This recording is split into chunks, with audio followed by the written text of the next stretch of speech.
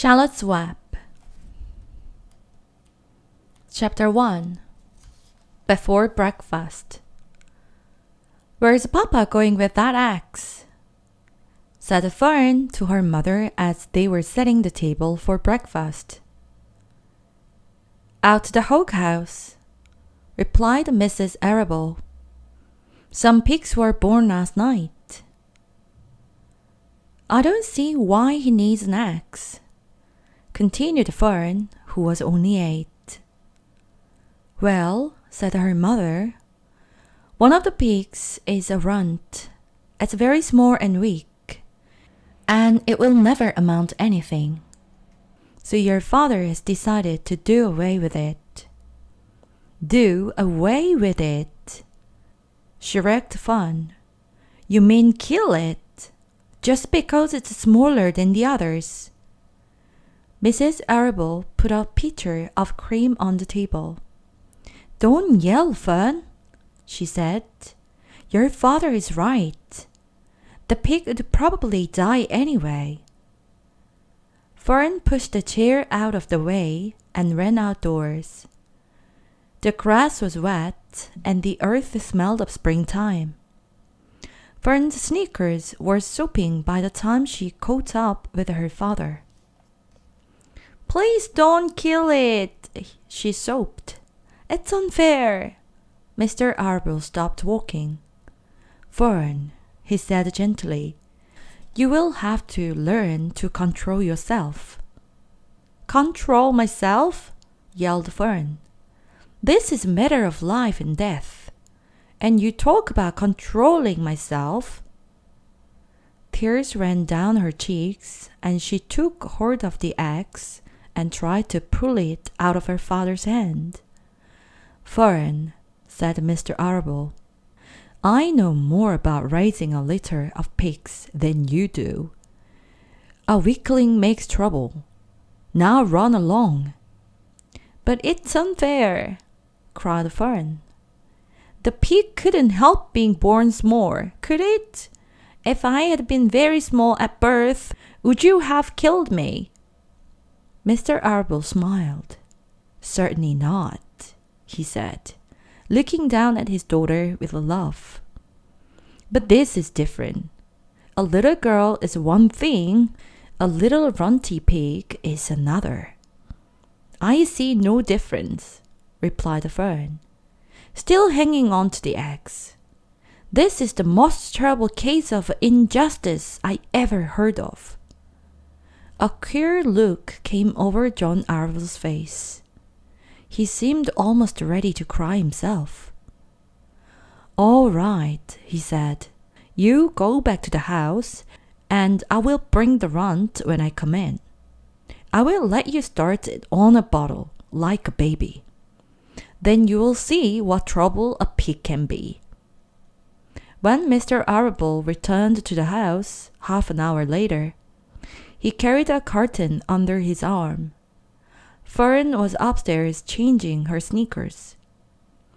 The kitchen table was set for breakfast, and the room smelled of coffee, bacon, damped plaster, and wood smoke from the stove. "Put it on her chair," said Mrs. Arable. Mr. Arable set the carton down at Fern's place. Then he walked to the sink and washed his hands and dried them on the roller towel. Fern came slowly down the stairs. Her eyes were red from crying.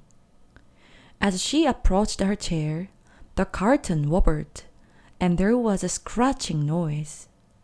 Fern looked at her father. Then she lifted the lid of the carton. There inside, looking up at her, was the newborn pig. It was a white one. The morning light shone through its ears, turning them pink.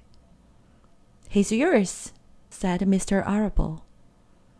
"Saved from an untimely death, and may the good Lord forgive me for this foolishness." Fern couldn't take her eyes off the tiny pig. "Oh," she whispered. "Oh, look at him. He's absolutely perfect." She closed the curtain carefully. First she kissed her father, then she kissed her mother. Then she opened the lid again, lifted the pig out, and held it against her cheek. At this moment, her brother Avery came into the room. Avery was 10. He was heavily armed, an air rifle in one hand, a wooden dagger in the other. "What's that?" he demanded. "What's Fern got?" "She's got a guest for breakfast," said Mrs. Arable. "Wash your hands and face, Avery." "Let's see it," said Avery, setting his gun down. "You call that miserable thing a pig?" "That's a fine specimen of a pig. It's no bigger than a white rat." "Wash it up and eat your breakfast, Avery," said his mother. "The school bus will be along in half an hour." "Can I have a pig too, Pop?" asked Avery. "No, I only distribute pigs to early risers," said Mr. Arable. Fern was up at daylight, trying to read the word of injustice. As a result, she now has a pig. A small one, to be sure, but nevertheless a pig. It just shows what can happen if a person gets out of bed promptly. "Let's eat." But Fern couldn't eat until her pig had had a drink of milk. Mrs. Arable found the baby's nursing bottle and a rubber nipple. She poured warm milk into the bottle, fitted the nipple over the top, and handed it to Fern. "Give him his breakfast," she said.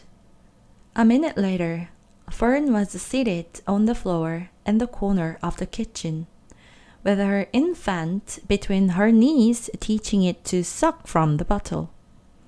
The pig, although tiny, had a good appetite and caught on quickly.